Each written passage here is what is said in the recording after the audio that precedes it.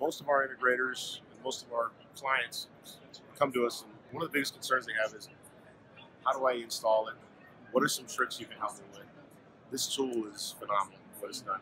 It's simple to use and easy to follow, and it's sequenced. It's much easier to move back and forth, to look at something. You go, okay, did I do that right? It's easy to skip back and look at it. It stops, and then you prompt it to go to the next stage. So I really enjoy that piece about it too. So I really like it. I love the app.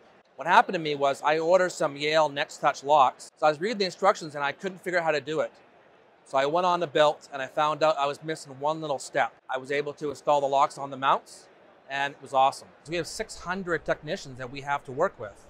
So now, with the built app, we can actually send guys out who've never seen the product. They can go on that built app on their phone, and now they can actually install those locks or those strikes or those exit devices.